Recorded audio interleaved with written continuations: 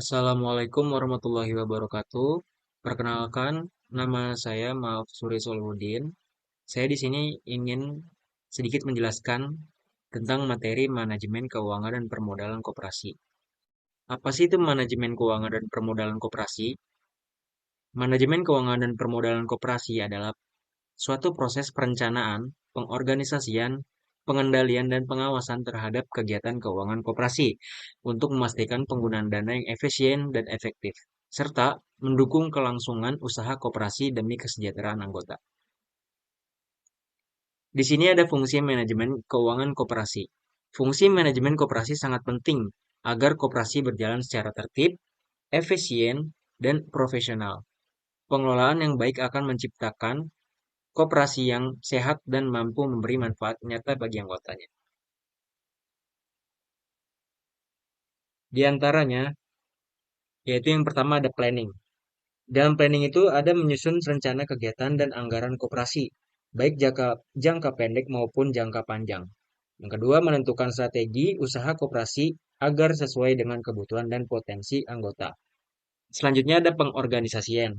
Dalam pengorganisasian yaitu yang pertama, menata struktur organisasi koperasi agar tiap tugas dan fungsi dijalankan oleh orang yang tepat.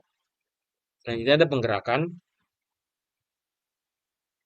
Penggerakan itu seperti memotivasi dan mengarahkan seluruh sumber daya koperasi untuk bekerja sesuai tujuan koperasi. Yang ketiga ada pengawasan. Dalam pengawasan yaitu mengawasi pelaksanaan rencana dan mengevaluasi kinerja koperasi. Dan yang terakhir pengambilan keputusan yaitu menentukan langkah strategis dan operasional berdasarkan data, laporan, dan masukan dari anggota. Selanjutnya, permodalan dan modal dalam koperasi. Modal adalah salah satu faktor penting di antara berbagai faktor produksi yang diperlukan. Bahkan modal merupakan faktor produksi penting untuk pengadaan faktor produksi seperti tanah, bahan baku, dan mesin. Tanpa modal, tidak mungkin dapat membeli tanah, mesin, tenaga kerja, dan teknologi lain. Pengertian modal adalah suatu aktiva dengan umur lebih dari 1 tahun yang tidak diperdagangkan dalam kegiatan bisnis sehari-hari. Modal koperasi terdiri dari yang pertama modal sendiri, yang kedua modal pinjaman, yang ketiga modal penyertaan. Nah, berbicara mengenai permodalan dalam koperasi, maka dapat dibedakan atas yang pertama yaitu permodalan dari luar koperasi. Apa sih? Yaitu permodalan dari keluar koperasi menunjukkan sumber-sumber modal yang berasal dari orang-orang atau pihak-pihak yang berkepentingan dengan koperasi, baik sebagai anggota koperasi maupun anggota seperti pihak berbankan atau pemerintah. Permodalan dari luar koperasi dapat dibedakan atas permodalan sendiri dan permodalan asing. Yang kedua, permodalan dari dalam koperasi yaitu dari hasil kegiatan usaha yang telah dijalankannya. Semakin berhasil koperasi memperoleh laba yang besar, maka koperasi akan dapat membentuk modal yang besar pula. Sebaliknya, apabila dari kegiatan usaha yang dijalankan tidak memperoleh hasil atau keuntungan, maka pembentukan modal pun menjadi rendah dan terhambat. Selanjutnya ada macam-macam modal dalam koperasi.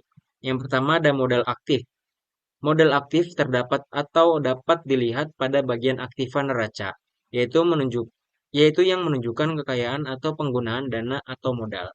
Modal aktif dapat dibedakan atas yang pertama yaitu modal aktiva lancar dan modal aktiva tetap. Modal pasif terdapat atau dapat dilihat pada sebelah pasif H atau neraca, yaitu yang menunjukkan sumber-sumber modal yang diperoleh perusahaan atau koperasi. Sedangkan modal pasif di sini ada yang dilihat dari masa pengembalian dan dilihat dari sumber modal.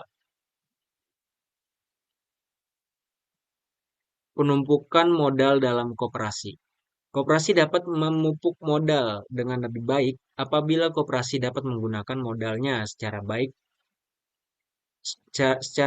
Artinya penggunaan atau alokasi modal, baik dalam bentuk modal lancar maupun modal tetap harus diperhitungkan secara tepat.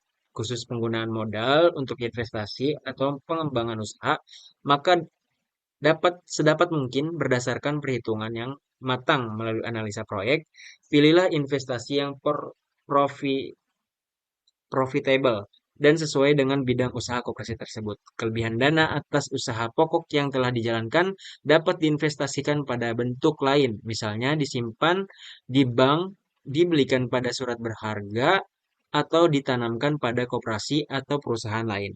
Dengan demikian, berarti akan terdapat produktivitas dana dibandingkan jika dana tersebut hanya disimpan dalam bentuk kas.